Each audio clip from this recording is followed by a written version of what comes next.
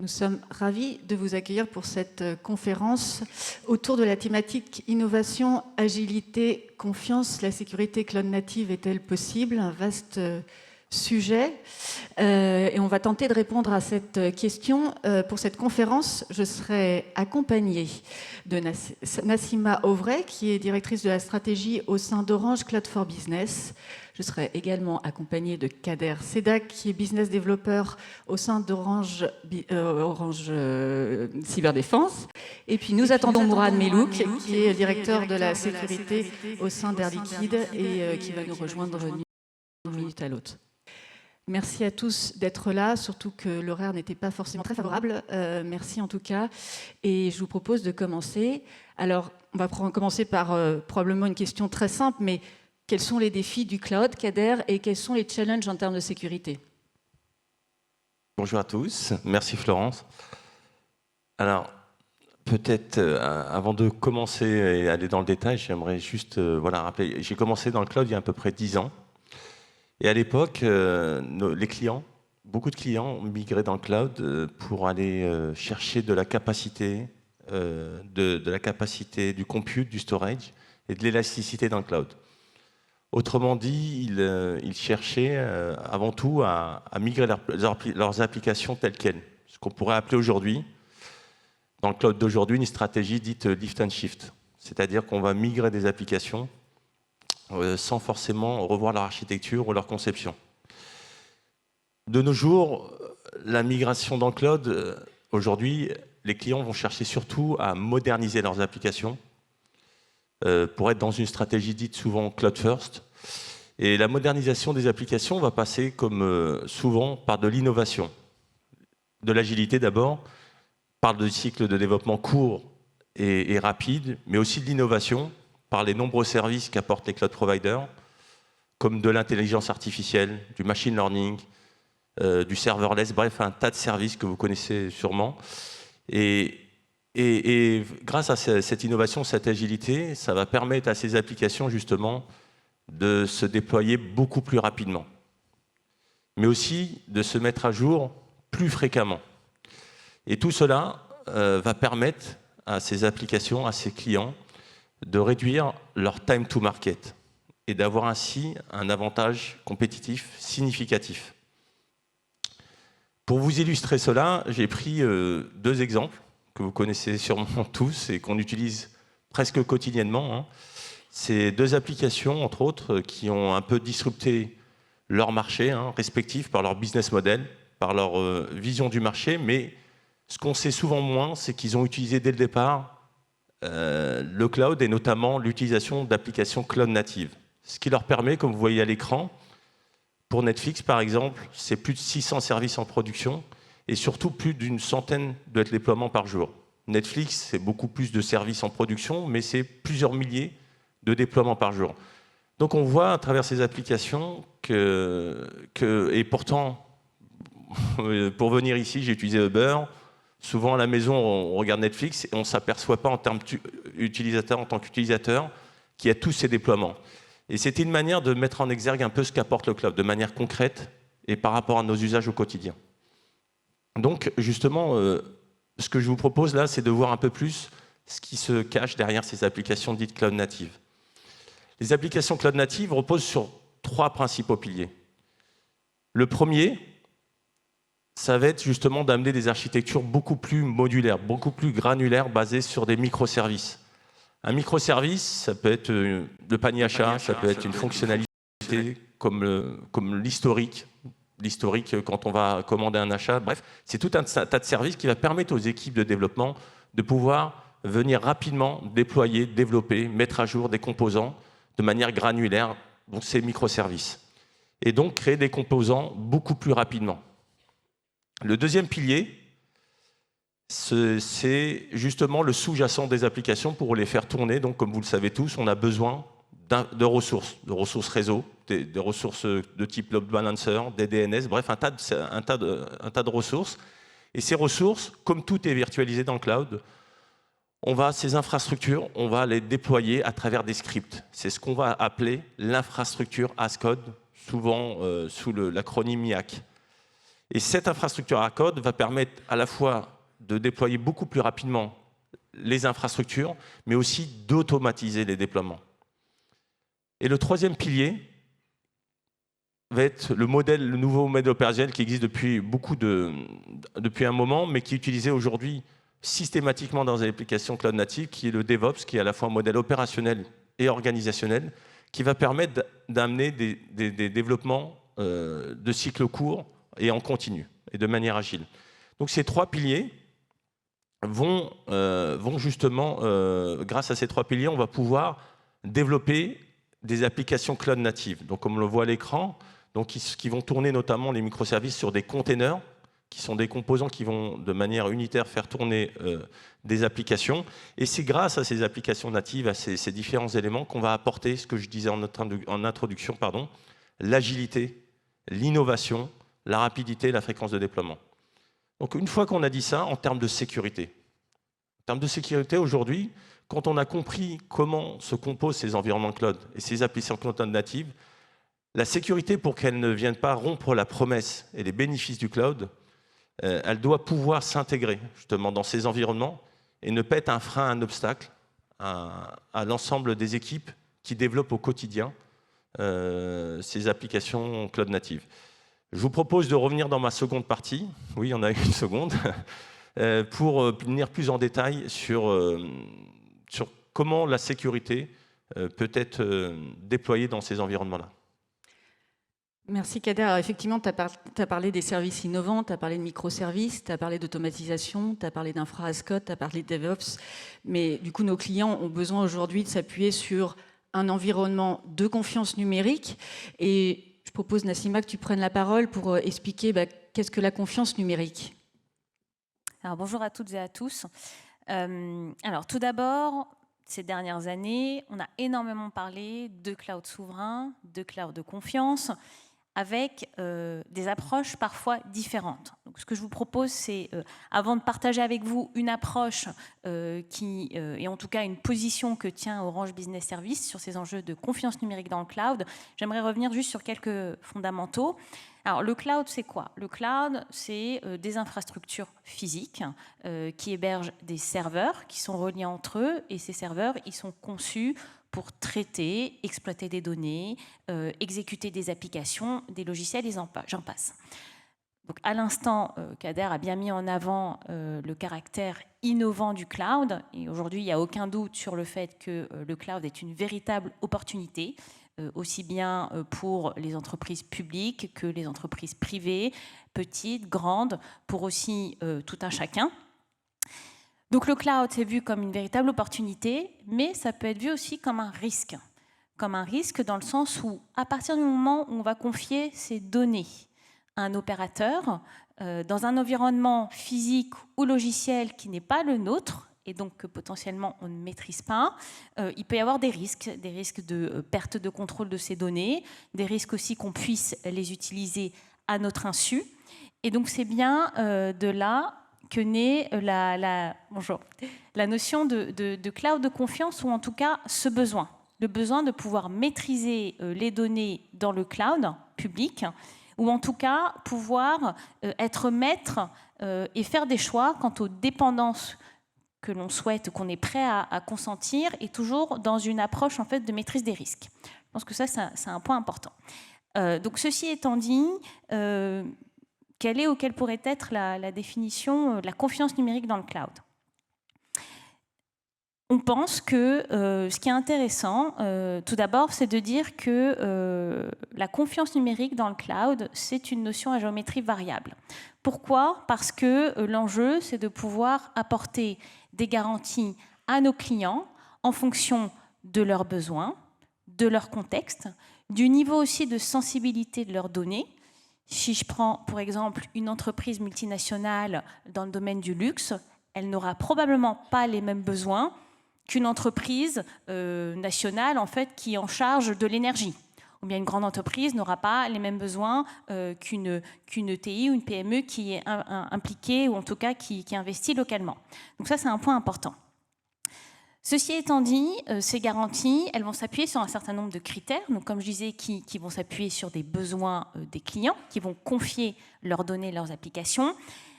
Ces critères, il y a quand même un certain nombre d'invariants. Donc le premier, c'est la sécurité, et on aura l'occasion d'en parler plus dans le détail, c'est l'objet notamment de cette table ronde. Donc il y a la sécurité, mais pas que. Il y a aussi des enjeux de réglementation.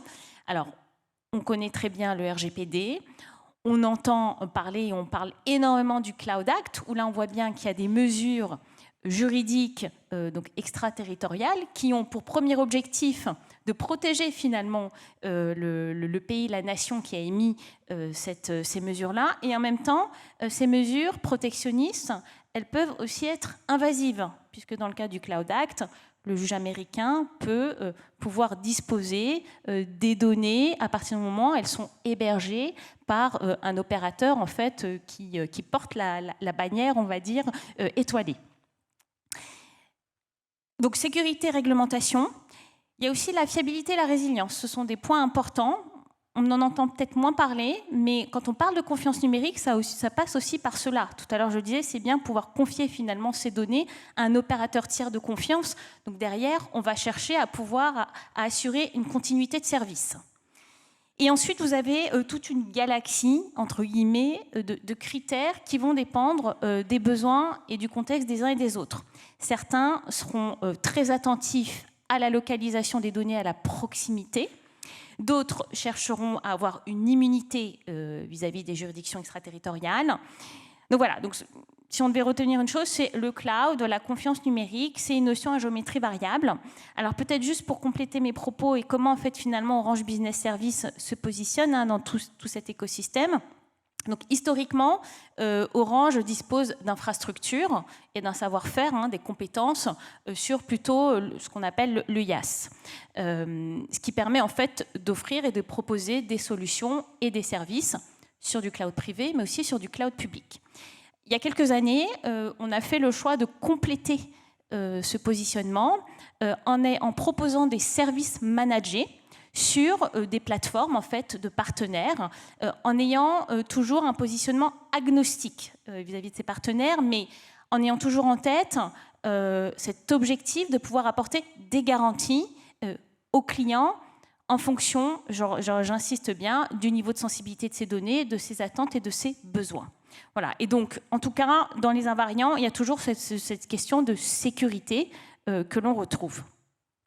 Merci beaucoup Nassima. Alors effectivement, il n'y a pas de confiance numérique sans sécurité. Et donc la grande question, c'est comment on concilie la sécurité et la confiance. Et Kader, je te propose de revenir sur peut-être l'approche d'Orange Cyberdéfense en termes de sécurité du cloud. Très bien. Merci Florence, merci Nassima. Effectivement, comment justement, on est convaincu chez Orange Cyberdéfense qu'il n'y a pas de confiance numérique sans sécurité.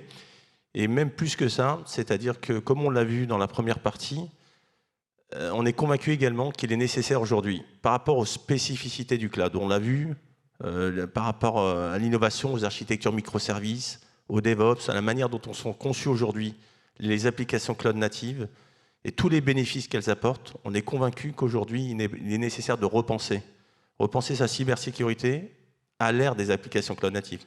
Quand je dis repenser, ce n'est pas réinventer. Aujourd'hui, on reste des experts de la cybersécurité chez Orange Cyberdéfense. Et justement, comme vous voyez à l'écran, l'idée, c'est dans ces environnements très innovants, très agiles, où il faut aller de plus en plus vite, c'est comment nous, chez Orange Cyberdéfense, comme certains d'entre vous le savent sûrement, on accompagne nos clients sur l'ensemble du cycle de vie de la menace, de l'anticipation, de l'identification, de la protection, la détection et la réaction.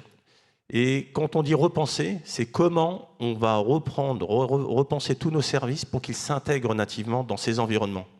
Autrement dit, que cette sécurité ne soit pas un frein, ne soit pas un obstacle, et qu'elle ait l'adhésion, c'est ce qui est le plus important, l'adhésion des équipes qui développent au quotidien dans le cloud. Si on ne fait pas ça, elle sera toujours mise de côté, et on aura des applications qui seront très vulnérables. Et justement, comment, une fois qu'on a dit ça, qu'on a repensé, quelle réponse on apporte en termes de sécurité? Et ce qui est important, c'est d'amener justement ce qu'on voit à l'écran, d'ailleurs ce joli nom d'une sécurité cloud native. Une sécurité cloud native, c'est quoi? C'est une sécurité qui va s'intégrer dans tout le cycle de développement des applications cloud natives. On ne le voit pas à l'écran, mais ce fameux 8 aplati qu'on voit souvent, qui représente la chaîne DevOps, ou certains appellent ça le pipeline CI/CD, hein, d'intégration et de déploiement continu des applications, eh ben, on va intégrer la sécurité de manière native. Et donc, la première chose, c'est que, comme dans les chaînes DevOps, on va relier la partie développement avec la partie Ops, tout va être imbriqué. Et ben, on va faire déjà la première chose, c'est qu'on va faire ce qu'on appelle, dans le jargon, la sécurité cloud native, du shift left. C'est-à-dire qu'on va amener la sécurité le plus en amont possible. Le plus en amont possible, c'est-à-dire au niveau du développement du code. Donc dès ce moment-là, on va intégrer des solutions de sécurité cloud native qui vont venir auditer le code, le scanner les dépendances. Et ça permettra, entre autres, par exemple, vous l'avez vu malheureusement avec l'actualité récente sur Log4j, sur Script4Shell par exemple, justement de se prémunir contre ces vulnérabilités. La deuxième chose, justement, la sécurité cloud native, c'est d'intégrer la sécurité dans tout le cycle de vie de la chaîne de développement des applications cloud natives, donc du DevOps. Mais c'est aussi, puisqu'on utilise beaucoup de scripts, beaucoup d'automatisation, tout est as code, il est important de se prémunir des mauvaises configurations. C'est pour ça qu'on va avoir aussi des nouvelles solutions qui s'intègrent toutes dans ce cycle-là à travers des API. La sécurité elle-même, elle va être as code. Et donc, on va l'intégrer et on va avoir des nouvelles solutions de gestion des non-conformités. C'est ce que vous avez peut-être déjà entendu de solutions dites CSPM, de posture management, de gestion de non-conformités. CSPM, ce qui veut dire Cloud Security Posture Management. Donc, ils vont venir vérifier. Mais on va retrouver également, comme on fait de l'infrastructure as code, donc on va tout déployer as code, même l'infrastructure, et ben on va faire du scan YAC. C'est d'autres. Je vous donne quelques exemples pour montrer qu'on doit repenser la cybersécurité. On ne peut pas la déployer comme on la faisait dans des environnements legacy ou on-premise. Le scan YAC, ça va permettre, par exemple, de scanner ces infrastructures as code, ces scripts-là. On va retrouver aussi, puisque tout est microservices, tout tourne aujourd'hui autour de containers. À titre d'exemple, encore une fois, quand on regarde de près, ce qui est marquant, c'est que, si je caricature un peu, il y a quelques années, une application au tout début, hein, quand on était à l'école, on nous apprenait une application web. Enfin, une application, c'était un serveur web. Donc, en gros, il y avait une application, un serveur web. Aujourd'hui, une application cloud native, c'est entre 100 voire 1000 containers. C'est-à-dire qu'on va avoir des micro-composants, des microservices qui vont tourner entre eux. Et donc, ça va amener une puissance énorme, une innovation énorme. Mais la contrepartie, c'est qu'on va avoir un manque de visibilité. On va avoir des containers qui discutent partout entre eux. Et donc, c'est là où même la manière de gérer ces flux, de gérer son réseau dans ces environnements-là, on doit la repenser et on va trouver des nouvelles façons de faire qui sont la micro-segmentation, par exemple. Un autre exemple, c'est au niveau de la production, au niveau de l'environnement d'exécution. Et ben dans ce cas-là, on va retrouver des containers qui vont tourner en production. Et ben on va venir protéger ces containers. On ne va pas protéger l'application, mais chaque container, on va le protéger. Et on va retrouver des solutions dites de CWPP, qui veut dire Cloud Workload Protection Platform. Bref, à travers ces différents exemples, ce que je veux illustrer, c'est qu'il y a une nouvelle façon d'opérer cette cybersécurité pour que la sécurité soit opérée de la même manière que le code lui-même, que le développement de l'application elle-même.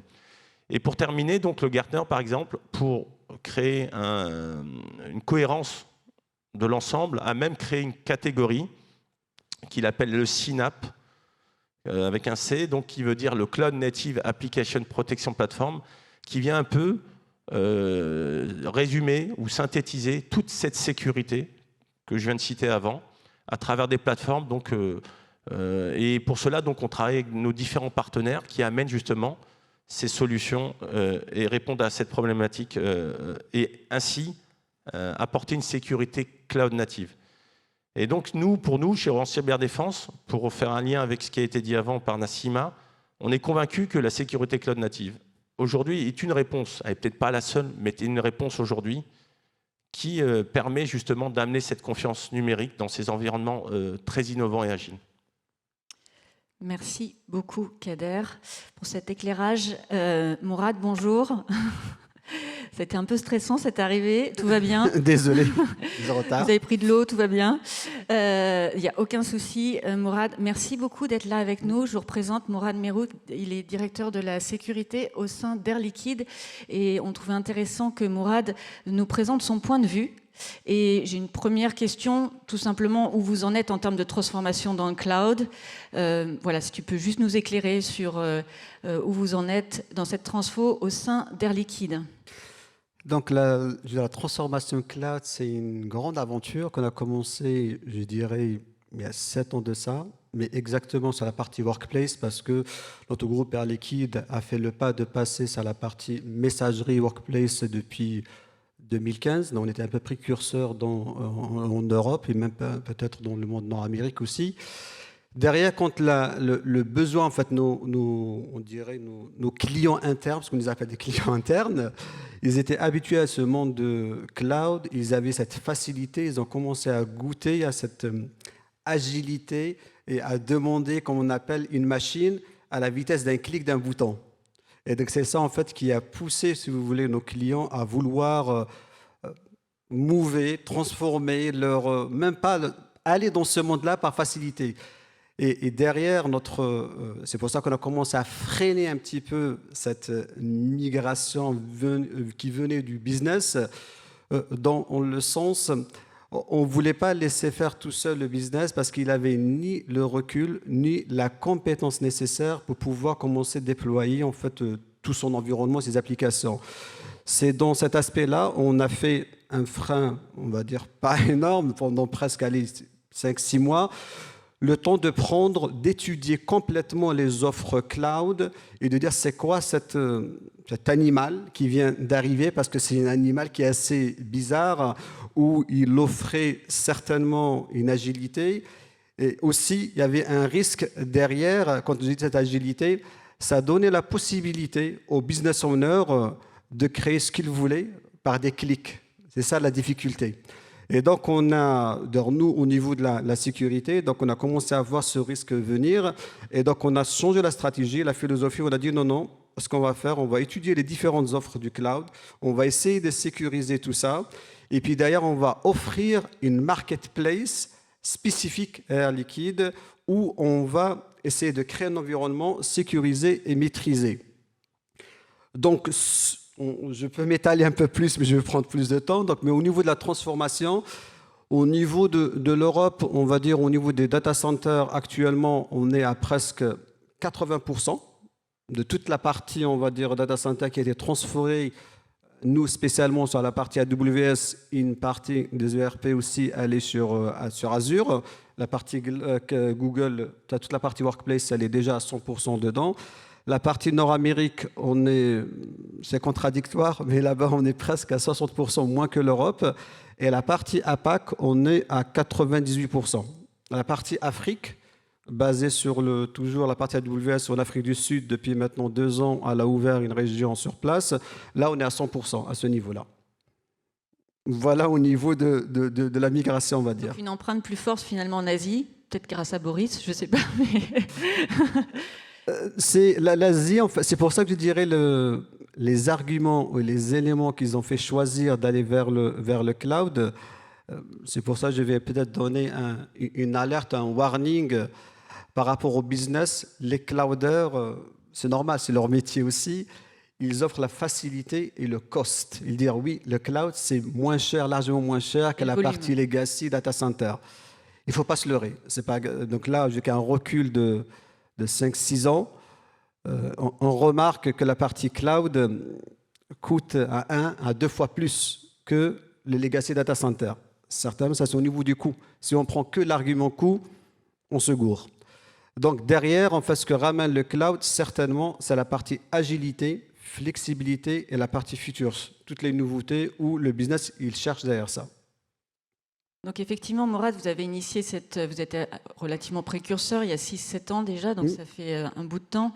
Finalement, quels ont été vos principaux défis pendant toutes ces années? Vous l'avez un peu adressé, mais on en avait parlé ensemble et je pense qu'il y a quand même pas mal de défis en termes de transformation de mindset, etc. au sein de vos équipes IT qui ont été réalisés. Et donc voilà, je vous propose peut-être de partager vos défis de ces dernières années. Tout à fait. Donc, je vais commencer par le plus grand, le premier défi. C'était de ne pas, en fait, migrer les applications ou l'infrastructure telles quelles vers le cloud, comme on l'appelle le shift and lift. Ce mot-là, moi, je le bannis parce qu'en fait, le business, nous-mêmes au début, parce qu'on a commencé, c'est l'erreur qu'on a faite, et après on s'est rattrapé parce qu'il fallait avoir les skills, il faut avoir il y a 5 ans, il n'y avait pas beaucoup de monde qui maîtrisait cet environnement-là. Donc on s'est auto-formé, on a pris un peu de la compétence. Et donc, si je peux donner un conseil aux compagnies ou sociétés qui veulent commencer leur migration, de redesigner complètement les applications, les infras adaptées au cloud. Ce qu'on dit en fait by design pour le cloud. Parce que si vous allez en fait faire du shift and lift, juste de bouger, déjà vous n'allez pas en fait utiliser pleinement les fonctionnalités du cloud.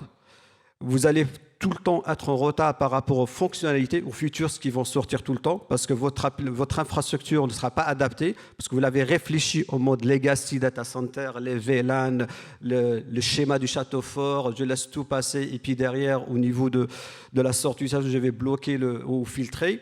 Ce n'est pas possible au niveau du cloud, parce que le cloud, c'est...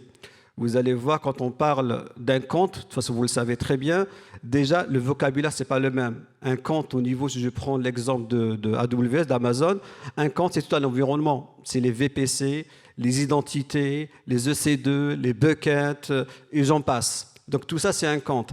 Et donc, chaque application, si vous voulez, elle aura son propre VPC. Et donc, derrière, vous allez juste complètement oublié de dire voilà, je vais en fait juste mettre moi de la surveillance, du firewalling au niveau périmétrique. Donc c'est pour ça qu'il faudrait réfléchir complètement la sécurité et l'infrastructure au niveau du cloud. Ça, c'est le premier défi, donc il faut prendre le temps de réfléchir, de mettre les piliers dès le départ, parce que quand la machine elle est enclenchée, je dirais c'est un peu des fois trop tard ou c'est plus difficile pour rattraper. Donc après, derrière, si je me focus sur la partie sécurité, ce qui nous intéresse ici. De la même manière, il faudrait juste changer le mindset, de dire, voilà, j'avais une connaissance, une certaine façon de faire sur le monde qu'on appelle maintenant historique, elle n'est pas encore historique, il est toujours là, le data center, les différents sites, c'est juste qu'il faut l'oublier. Parce que ça ne marche pas comme ça, ça ne marche pas du tout au niveau du cloud, c'est complètement différent, les règles sont différentes, vous avez des serverless partout, des applications, des API, des conteneurs, donc ce n'est pas de la même manière du tout. Même, je dirais, au niveau de... Je vais juste peut-être mettre 3-4 points pour ne pas m'étaler. Là, il faudrait s'accompagner, parce qu'en fait, des fois, par facilité, au niveau de la sécurité de l'infrastructure, on va travailler avec les mêmes providers ou technologies qu'on a actuellement. Je prends au hasard n'importe du firewalling, si j'ai des Fortinet ou j'ai des checkpoints ou j'ai du Cisco, je vais prendre les mêmes et je vais juste les mettre au niveau du cloud. C'est la grande erreur, parce que ça ne marche pas du tout. Donc il faudrait s'accompagner de technologies qui étaient designées pour le cloud. Comme ça, vous allez l'utiliser et puis derrière, vous avez cette agilité, flexibilité. Parce que derrière, il faut juste ne pas oublier pourquoi on fait ce transfert du data center vers la partie AWS ou la partie cloud. Ce n'est pas parce qu'on le veut pour se faire plaisir du tout. Certes, c'est toujours le driver sur le business.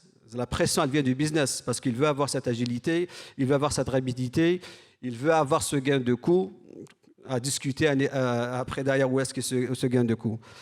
Derrière aussi, il faudrait réfléchir à l'identité qu'on appelle l'IAM, l'Identity Access Management, qui n'est pas du tout la même manière comme on l'avait au niveau de Legacy, où on avait un Active Directory, un annuaire, et puis on faisait de la fédération sur les différents protocoles du SML, du Federated, de l'OTAN, ce que vous voulez.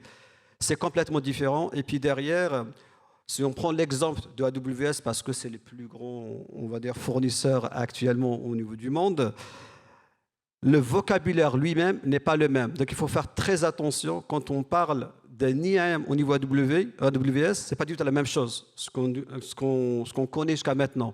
Quand on parle du SSO, du Single Sign-On, ce n'est pas du tout la même chose, c'est autre chose. Donc c'est pour ça qu'il faudrait commencer à étudier ce vocabulaire et pouvoir l'aligner par rapport à vous et au business pour comprendre comment vous allez interagir avec. Le troisième défi, si j'ai un conseil à donner après cette 5-6 ans d'expérience, l'aventure n'est pas encore terminée, c'est les skills, c'est les ressources. Peut-être qu'il y a certains d'entre vous qui ont déjà fait cette migration, ils ont commencé, ils disent hop, on va prendre les mêmes personnes qui sont là et on fait cette migration à cloud. De toute façon, c'est la même chose, c'est les mêmes règles. Non, pas du tout. Parce que vous allez juste vous mettre dans un problématique, dans un embarras où ils n'arriveront pas à s'en sortir. Ou, certes, on sait que le marché est très tendu actuellement. Vous avez, je dirais, 2 choix, et même 2 choix et demi, où vous allez vous faire accompagner par des providers, pourquoi pas tels qu'OCD ou autres, qui ont cette maîtrise pour vous accompagner, au moins pour mettre en fait les piliers en place. Derrière, il faudrait aussi vos ressources. Si vous avez le projet, peut-être 1 an, 6 mois à l'avance, commencer à reformer vos ingénieurs, vos techniciens à cette nouvelle technologie. Parce que sur le marché, vous allez chercher, vous allez mettre peut-être 8 mois, 9 mois à trouver une ressource. Parce qu'en fait, c'est complètement différent. Là, je pense que Kader a déjà en fait entamé cette discussion de ce que je disais, de changer le mindset de legacy. Vous vous rappelez, chaque fois on avait la console, on avait scripté, ainsi de suite. Sur la partie AWS, ça va tellement vite, donc il faudrait tout automatiser. C'est pour ça qu'on disait en fait de l'infrastructure as-code ou utiliser du GitLab ou autre chose, du Jenkins, ce que vous voulez, pour tout automatiser. Parce que sinon, vous allez très vite être dépassé et vous allez ça va puller partout des modèles où vous n'allez pas avoir la maîtrise. C'est pour ça que je reviens sur le troisième élément, le défi. Il faut mettre un outil de compliance. Autant sur la partie, on va dire, legacy, nous avons toujours la maîtrise, comme je disais, au niveau de la périmétrique. On se dit, OK, d'accord, le business, il a pu faire des erreurs ou n'importe, je vais le rattraper à la sortie. J'ai mes firewalls, j'ai mes WAF, j'ai ce que vous voulez, et je vais le rattraper à l'extérieur. Sur le parti cloud, vous ne l'aurez pas parce qu'en fait, ils peuvent mettre un S3 bucket, c'est du stockage de S3, le bucket, en mode public. Vous n'allez jamais le voir. Ils vont faire en fait du transitive gateway directement pour aller vers un autre client ou un fournisseur, ce que vous voulez. Vous n'allez jamais le voir. Donc c'est pour ça qu'il faut mettre obligatoirement, on va dire, un outil de compliance. Sinon, vous allez dépasser et vous ne pouvez pas en fait voir tout ça. Et je n'en parle pas du CIEM et tout le reste. Hein. Tout ça, je laisse de côté, parce que c'est encore un autre monde.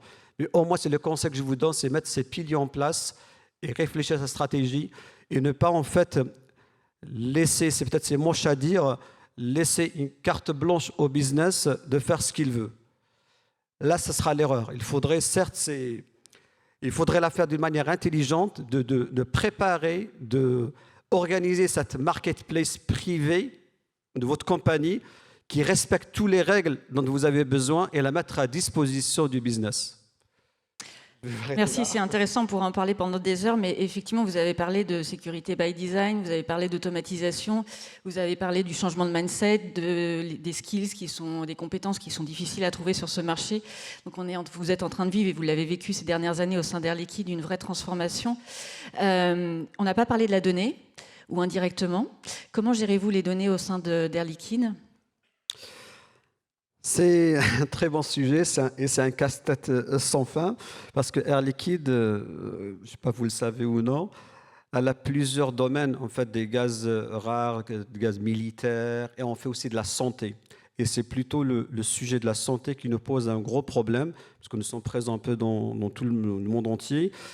Et le gros problème, peut-être tout le monde, vous allez le vivre, on croyait que le monde, c'était un grand village et puis on allait faire du cloud, faire de la centralisation et les lois sont tous pareilles.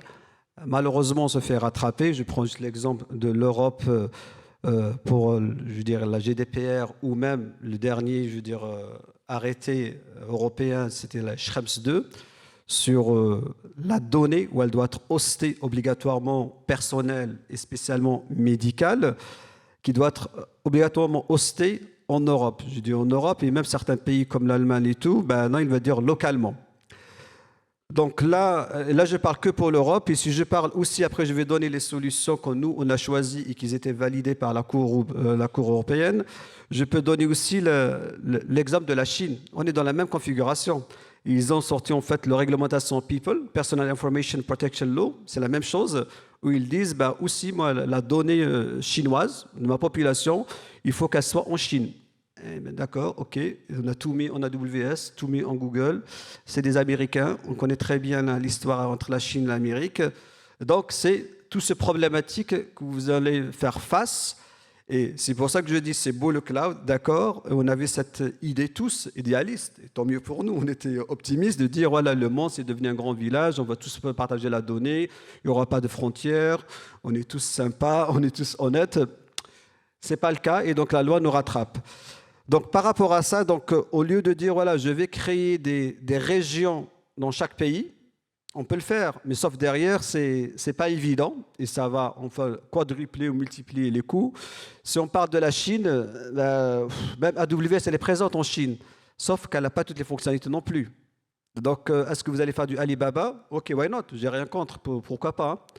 Mais ça veut dire qu'il faudrait revoir toute la partie sécurité, revoir les infras, les solutions, ainsi de suite. Certainement, on y arrivera. Donc, nous, ce qu'on a choisi de dire, on va aller sur le mode cryptage de la donnée. Vous allez me dire tous, oui, bah, AWS, Google, Azure, ils offrent déjà des HSM avec des clés que vous allez détenir. Sauf que ce n'est pas valable au niveau de la loi européenne, au niveau quand on est passé au niveau de la Cour européenne. Non, ça ne passe pas. Donc, on a changé la philosophie. Nous allons crypter, nous allons revenir un petit peu à manière historique, c'est de créer des HSM privés, pas dans le cloud, pas chez AWS, pas chez Google, pas chez Azure. C'est des HSM. Vous avez le choix où vous avez les compétences et vous allez les mettre chez vous pour avoir vos propres clés privées pour crypter toute la donnée. Ou il y a certains fournisseurs, je ne vais pas nommer, je veux dire, parce qu'il faut avoir un fournisseur européen, et pourquoi pas français, tant mieux, donc comme Thales par exemple, où elle offre maintenant, je veux dire, ce mode de cryptage avec des HSM privés, avec des clés privées. Donc nous, on a opté pour ça pour le moment. La Chine, ce n'est pas encore terminé parce que c'est notre histoire. On est en plein discussion avec eux. Vous l'avez déployé en France, tout le reste du périmètre aussi, ou scope, ou uniquement en fait, on a commencé par le périmètre médical, toute la donnée patient, à la crypter. Et là, on voit en fait que le business commence à demander de crypter aussi sa donnée parce qu'en fait, il a des clients en face où ils ne veulent pas que leurs données soient visibles, vrai, faux, on verra, soient visibles de l'autorité américaine, par exemple, parce que peut-être, on va dire, on est un peu maniaque, mais on a vu sur des appels d'offres mondiaux, oui, comment ça se fait qu'un marché français-européen, il le perd, qu'il était meilleur qu'un Américain ou autre. On se pose des questions. J'ai mon idée, donc on a les preuves, mais on va le garder, je veux dire, en mode confidentiel. Donc oui, donc tout le monde se rend compte que, oui, d'accord, les Américains, les Chinois, même nos amis russes, ils sont sympas, il n'y a pas de souci. Mais au niveau du business, chacun défend son beefsteak. Et donc c'est pour ça que maintenant, on va peut-être enclencher sur un sujet, mais je vais le mettre de côté. On arrive sur la partie Zero Trust. On arrive sur le Zero Trust, ce n'est pas que pour la partie identification ou la partie accès, même dans la donnée. Donc on ne fait plus confiance à personne. Et chaque entreprise ne fera plus confiance. C'est pour ça qu'elle va crypter cette donnée avec ses propres clés à elle. Après, derrière, il y a un risque parce que c'est toute une gestion de ce cryptage. Oui, c'est un autre sujet, le SASI, le SSE et le Zero Trust. On pourra en parler également pendant assez longtemps. Merci beaucoup, Mourad, de nous avoir rejoints. Merci beaucoup, Kader. Merci, Nassima. J'espère que voilà, on a su répondre à la question la sécurité cloud native est-elle possible? Comment on peut concilier la confiance et la sécurité? En tout cas, c'est possible d'avancer sur le sujet en se dotant de bonnes pratiques, en se dotant de bonnes stratégies. Kader vous a exposé au sein d'Orange Cyberdéfense ce qu'on était capable de proposer auprès de nos clients. En tout cas, ce qui est sûr, c'est qu'il n'y a pas de confiance numérique sans maîtrise et sans contrôle de la sécurité. Et je vous remercie infiniment d'avoir assisté à cette heure pas facile, à cette conférence. Merci beaucoup. Merci.